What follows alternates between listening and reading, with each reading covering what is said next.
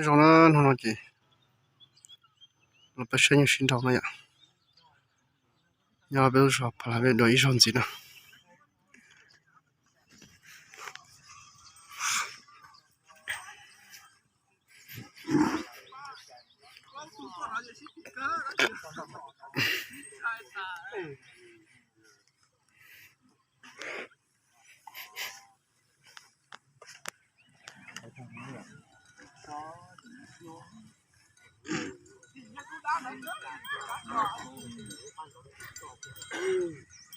Cái đầu tiên là bán tới đo kia mà tụi nó chó lo đó vậy, tụi nó chó lo tụi nó. có gì cho cũng na cụ vô cụ gì nữa cụ gì lo để theo Yêu cung rồi đó. gì thế nè Gì thế đó. Tụi nó theo mình ta thì đi cho nó mà. Tao không cứ mình ta cơ mà. Tao không tới để nên ta cứ mình ta chơi.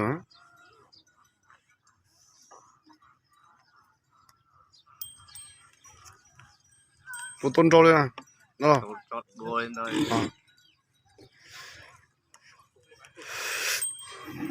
Tụi đây đúng không mà.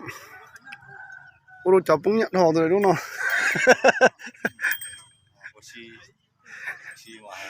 Xí mà hàng cơ xí làm cho những cái tôi chỉ nha. Ủa chọc bún nhặt có sự tụi đây đúng không. cái nhiều cha chuyện chỉ một mong gì thôi nhưng mà xí mà hàng cơ nhiều tao xí ra luôn tao xí cơ còn nhiều thì chỉ tao xí là rồi tụi săn tay thế này à. Tụi săn tay chè cho luôn mà thế ô cái hay mà đồ như tôi chỉ tay mà vậy cả con họ thì nó in cho rồi vậy tôi số trái chả để cho đặt lại chả số lâu thì tôi cái số mòn ta chỉ là tụi mà nó họ cho chơi đi tụi mà biết anh cho chơi đi tụi như họ thì thấy cho mà thêm một lỗ nữa tôi nó ta thấy bự hàng thấy bự hàng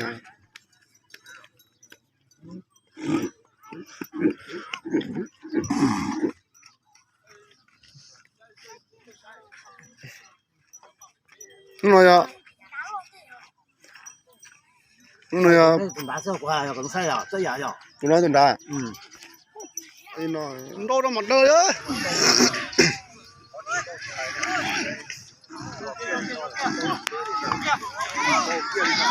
đồ kia nó à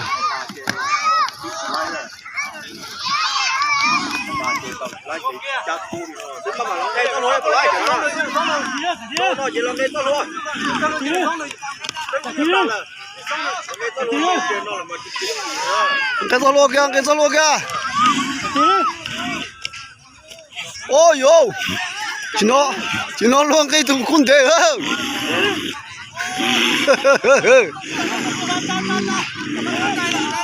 chọc luôn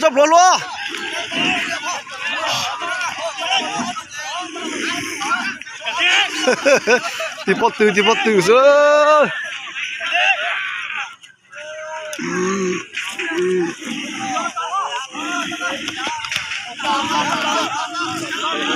cho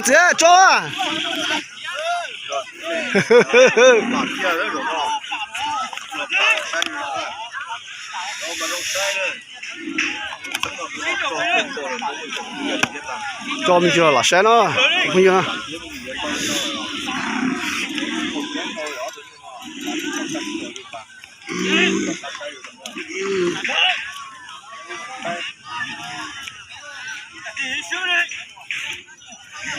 ôi yo nhỏ kia tê ơi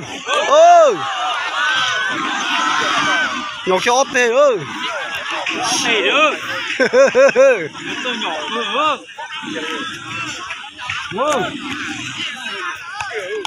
nhỏ thế nhỏ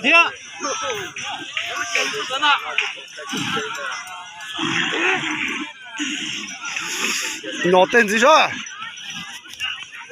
nó chăng có giống ha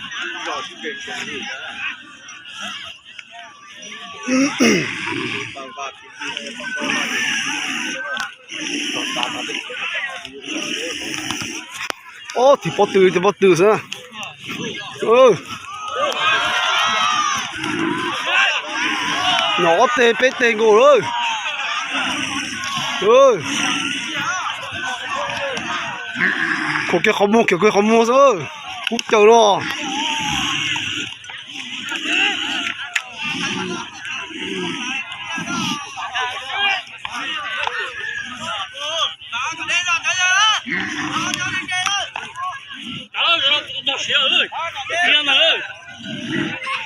열어서 시청을 시청하는 앞에 재밌어.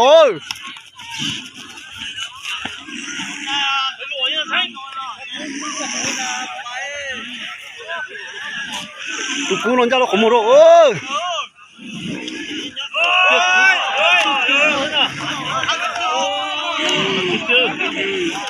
혼자로 고무로. đèn của sư ôi yo 고무 to kia rồi. kia luôn nó cái sư nó không nhấp trong nó không to kia luôn nhưng chắc không mua đâu rồi. chắc không một không chưa kia nữa ôi yo rồi nhỏ kia đúng không nó cái mê thôi rồi có mê thôi cho xíu rồi chỉ đó rồi.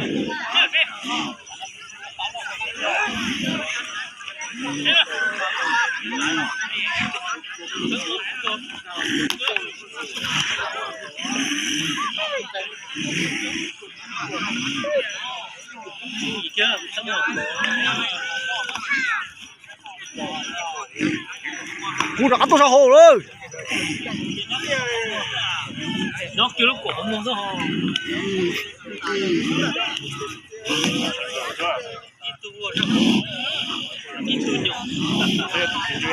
nhỏ này rồi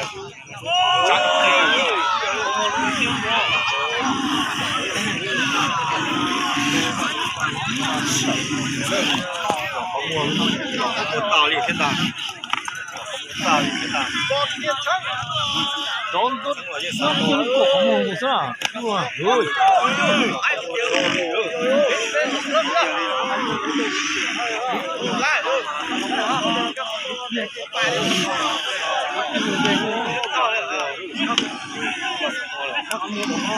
thằng mua bò thằng mua bò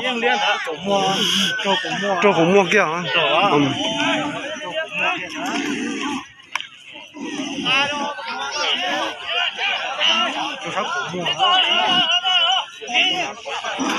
또 하나 더 줘요.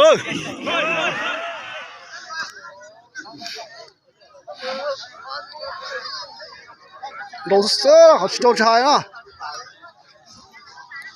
đồ kia nó lùa kia một chừng đến tiền rồi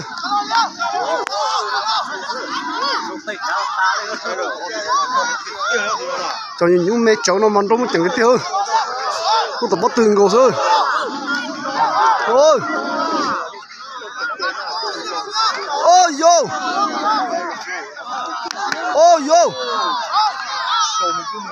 chẳng biết tiêu đâu chỉ nhiều thôi tu ơi giờ ta liền sao tu ơi không tiêu à lo gì thôi chứ không gì lo giả lúc gì đâu dập lờ rồi rồi trong chai tiêu lờ để đá kia đó chỉ tôi trả đó chỉ trong chai đó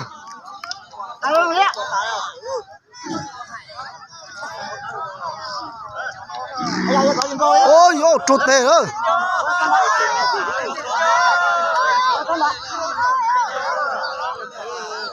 cho nó sáng nay vui đó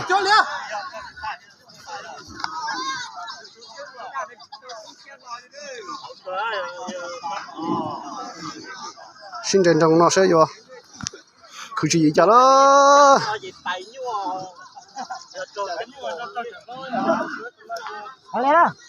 trắng rồi tụi tôi đang là chỉ trắng rồi trột tè đó trong kia chỉ trắng rồi đó tên là to là sao tên là lại muốn tiếc à Gà lại chỉ cái dòng tổ rồi. Trắng lo lên ra. Ôi chả nhiều ship tổ rồi. Nó nhung rối à? Có cửa vậy nó. Ai vậy đó? Trắng lên đó. Trộn tê thế thế. Ô, trộn đi trộn rồi, trộn tê rồi. Xí trộn tê rồi. Tụ ăn rồi nó chỉ cho đi đó tụ ăn nó. Tụ ăn sát xì nó chỉ cho đi đó. Không được tự trộn đó. Ô. Thế này à.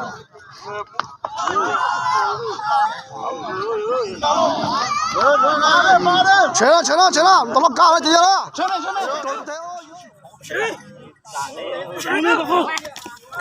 Tô kia nó ơi. Một tiểu đất tiền ơi. Nhung lo nó. Tô tê nữa. Tô đôi tê nữa. Tô tê gì đó, ô tê kia đó, bê tê kia đó. Tô đôi bê tê kia đó. Chỉ trộn mê đó. Trộn chỉ cua mê đó.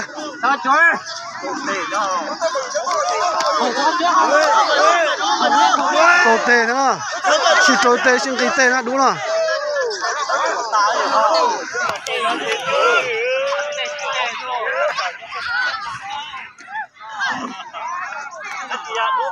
Chỉ trộn tê mê đó là. Trên trong nó sẽ dùng rồi cho nó có khử trì cho. Còn là khoan nhu lo thì chờ nữa.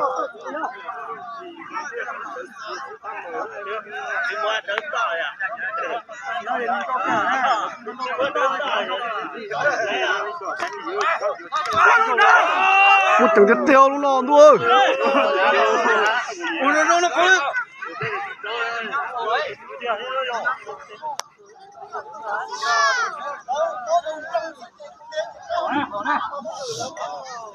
Con đu.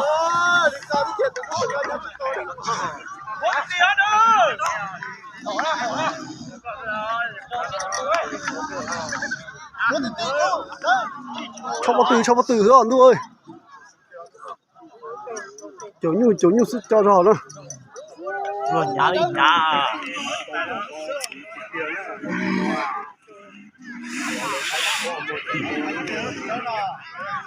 Alo. Nhá số dịch tâu là hả? Số tà. Thao tới nó tu chỉ là. Đó là thấy tà thứ nó thèm kìa. Sống rồi, sống tàu nó đó rồi. Sống cái mặt đó rồi. Ui, lúc đó mà mất tiền tiền mình plơ ra à.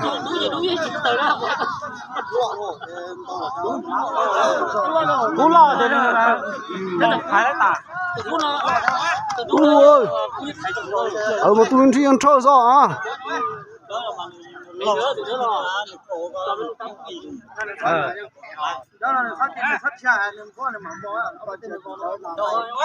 Đồ tàu nó đó rồi.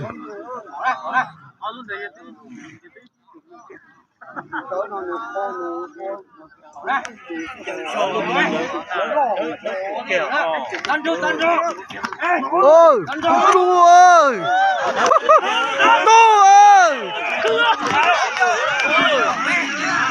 Ui, một chừng tiền nhung lon trò. Ôi vô. Ui, nhắm bắt từ sao chúng ơi.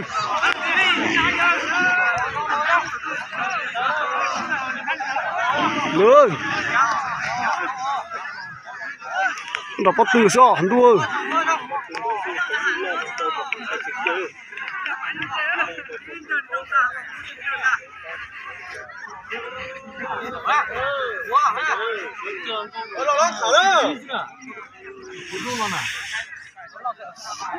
Dạ ta lòng rồi chẳng muốn không nhung rồi thế chó như lo đồ nữ thế à?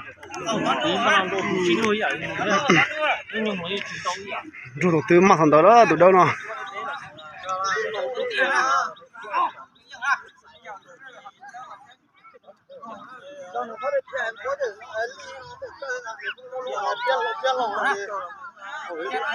Xin trên trong nó là do xin lúa xin ta. Do xin luôn.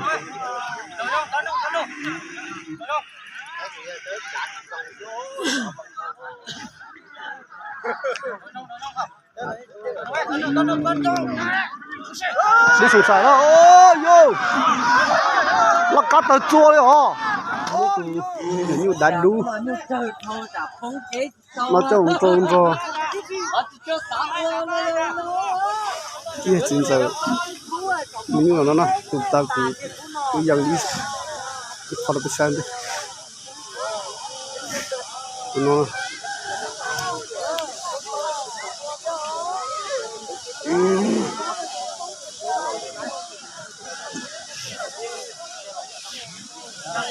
chuyển số ta ra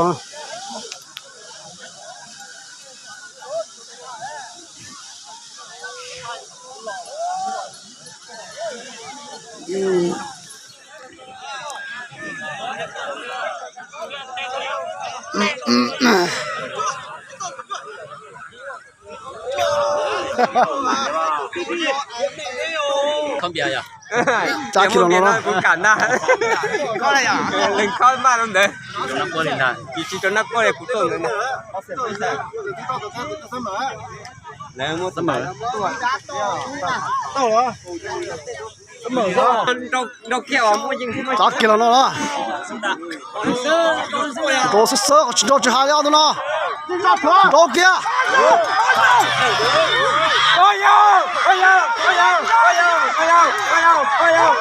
đồ tê ở tê bên tê kia rồi một chẳng được tiêu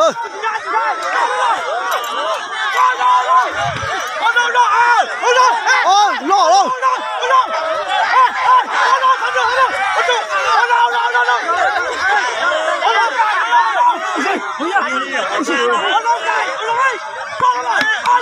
đồ tê nữa trồn trồn rồi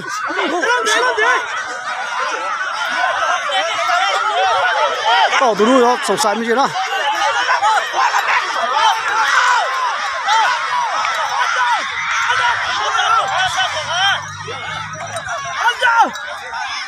tôi có chia liên tôi có chia tài đó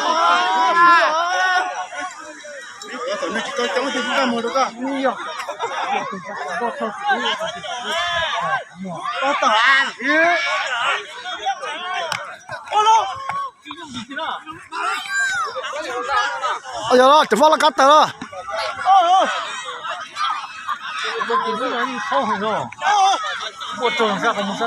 bây giờ tôi tỏ bây giờ tôi tỏ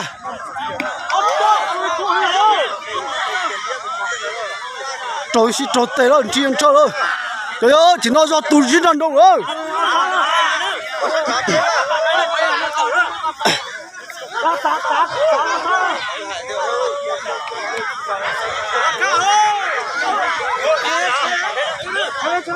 cho không mua cho mua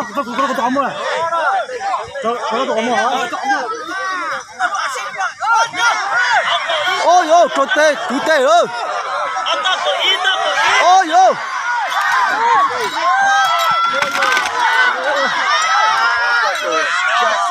cái nào nè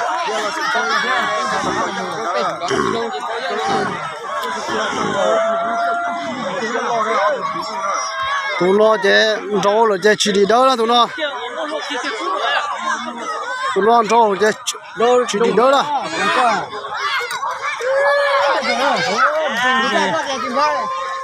vâng của tôi giờ hay có biết tôi phan cho nó là thế hò